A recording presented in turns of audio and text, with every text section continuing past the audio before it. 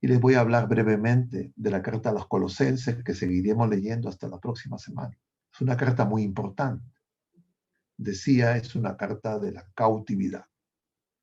Es decir, Pablo está preso, está enfermo, está anciano, está condenado a muerte.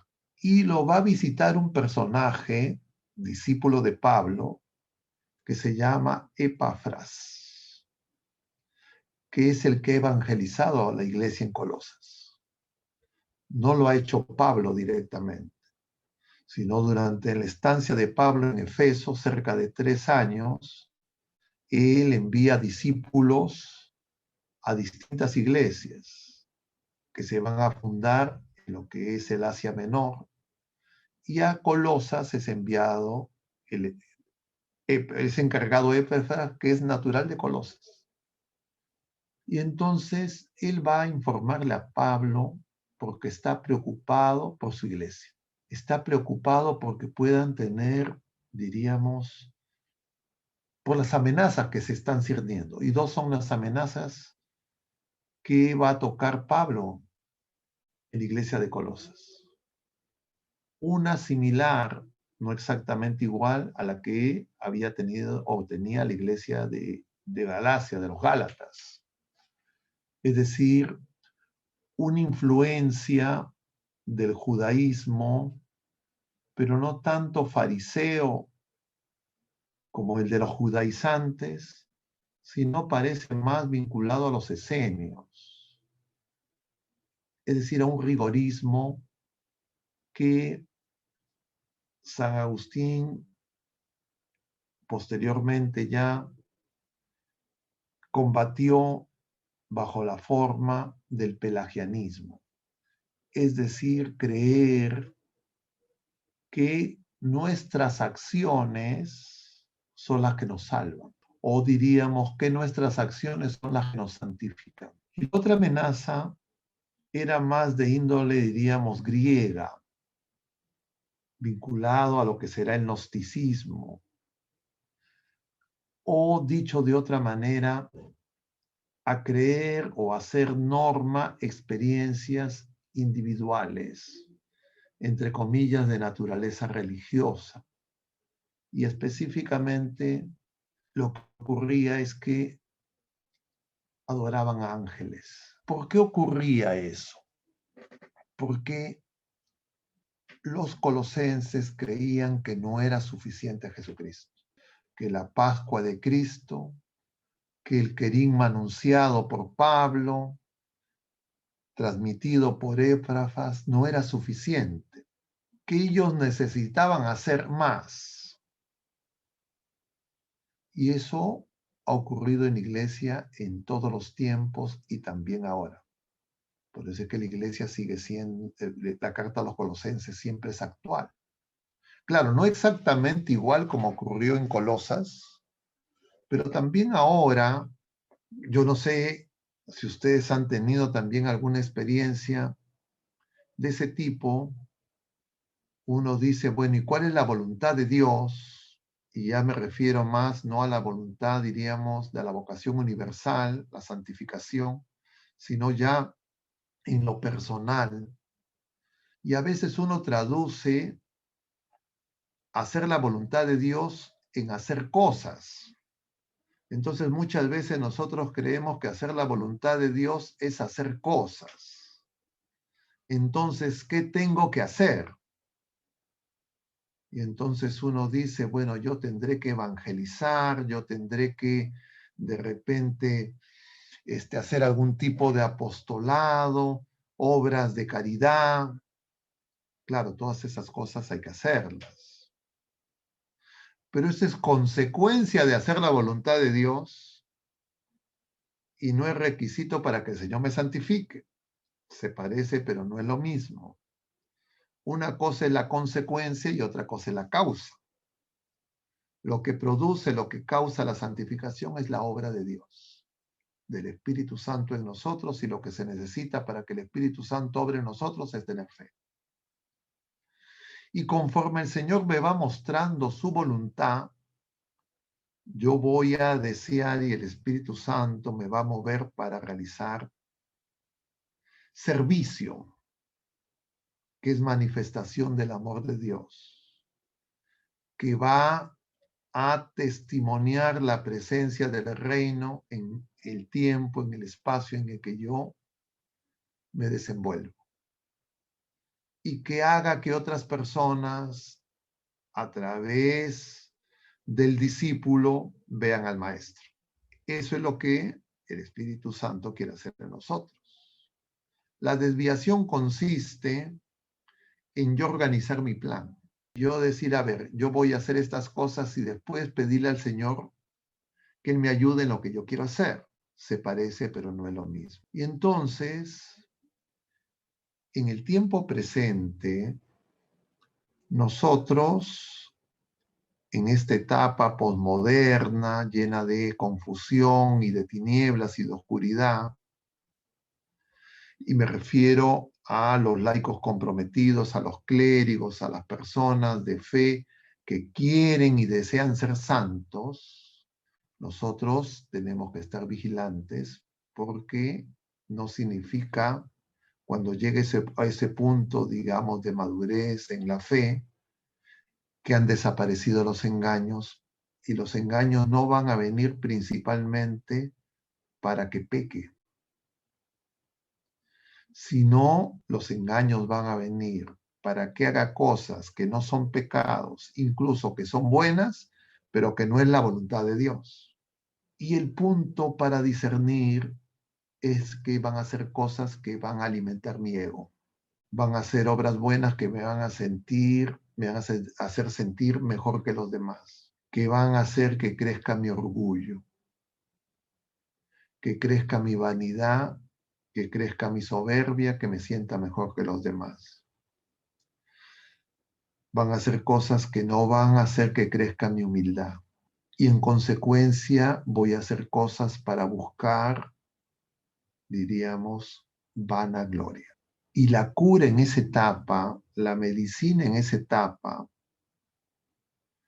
para esa lucha espiritual que es mucho más dura, es justamente el negarnos a nosotros mismos y la cruz. Es decir, seguir al Señor. Y entonces, por eso es que Pablo va a decir, complete mi carne, lo que falta la pasión. Y ahí también encontramos el motivo de por qué caemos tan fácilmente en el engaño. Porque si es que nosotros no nos damos cuenta y no aceptamos y no tenemos conciencia que la cruz nos espanta y presumimos de que la vamos a coger y no nos damos cuenta que necesitamos gracia, don sobrenatural para llevarla. Entonces vamos a buscar que no haya cruz. Y eso se puede disfrazar de asistencia social. Eso se puede disfrazar de obras, entre comillas, piadosas. Y por eso lo fundamental es saber que el mayor impedimento para que crezcamos en la fe y que podamos hacer la voluntad de Dios está en nosotros mismos y en la soberbia. Es el pecado más escondido, más difícil de reconocer. Y necesitamos la luz de Cristo. Es decir, necesitamos fe viva, firme esperanza, ardiente caridad y oración para que el Señor nos revele esa realidad. Porque nosotros queremos el paraíso en la tierra. Nosotros queremos el bienestar pasajero y queremos logros temporales, como el pueblo de la primera alianza imaginaba que iba a ser su relación con el Mesías.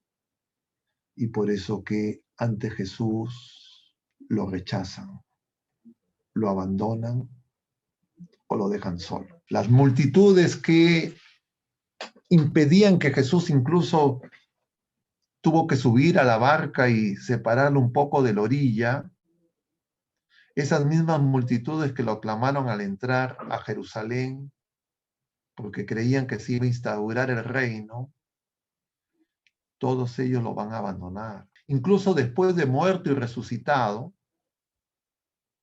como nos dice el libro de los Hechos de los Apóstoles, antes de la ascensión, todavía los discípulos están pensando, es ahora cuando vas a instaurar el reino.